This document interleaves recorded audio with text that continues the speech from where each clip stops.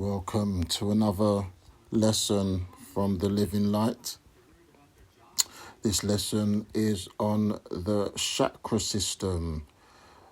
This is the area of the being where the subtle energies of creation and spirit and the divine are processed within these 7 energy centers.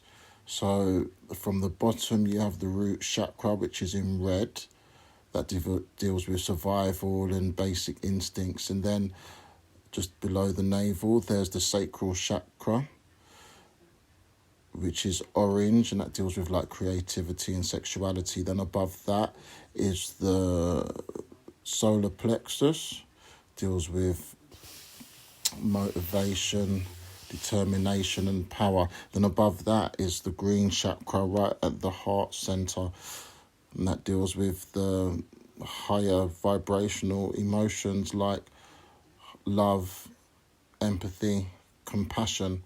Then above that you have the throat chakra, which deals with communication and having a voice.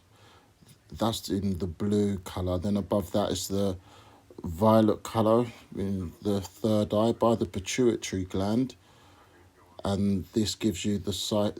When this chakra is activated and enhanced and working properly, this can give you psychic sight. Then above that is the crown chakra, and that's just kind of like the portal to the divine. So they're very important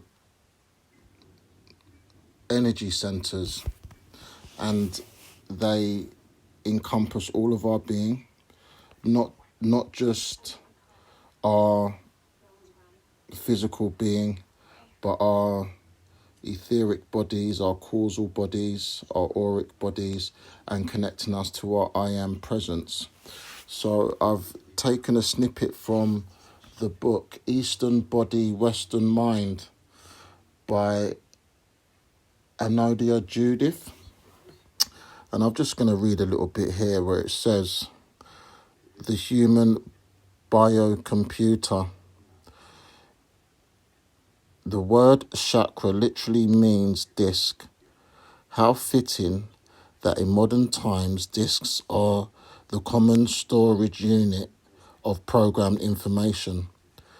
We can use this analogy and think of chakras as floppy disks that contain vital programs.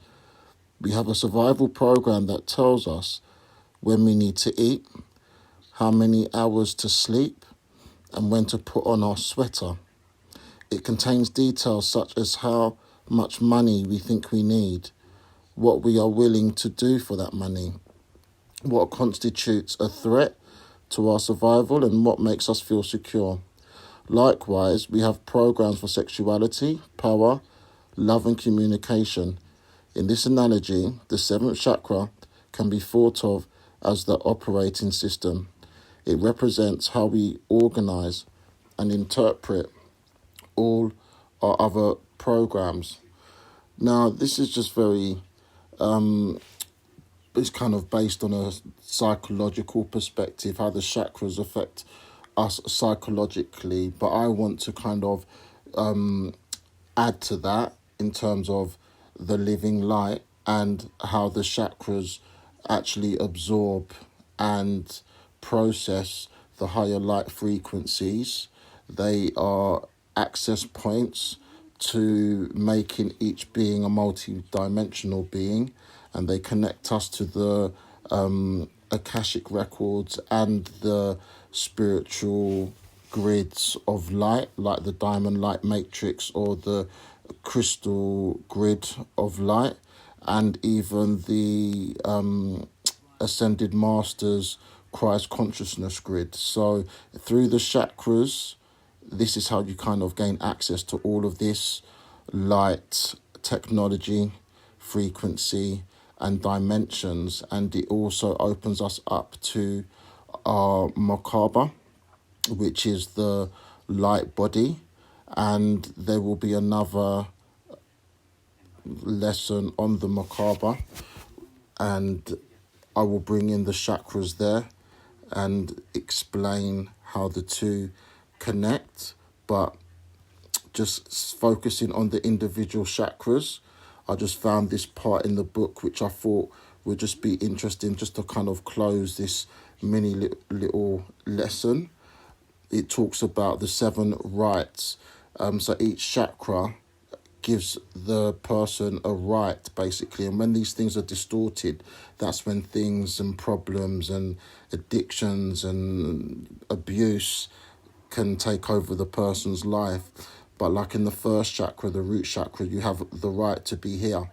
And that's the survival one. In the sacral chakra, number 2, it's the right to feel. In the third chakra, the solar plexus, it's the right to act. In the fourth chakra, which is the heart chakra, is the right to love. In the fifth chakra, the throat chakra, is the right to speak. In the sixth chakra, which is the third eye chakra, it's the right to see. And in the seventh chakra, which is the crown chakra, the link to the celestial energies, it's the right to know. The right to know spirit, the right to know that we are actually beings of light, and this is the channel and the portals that give us access to the living light. So it's very fitting to just be able to include the chakras in this course of studies and lessons. So hope you got something out of it. Thanks a lot. Until next time.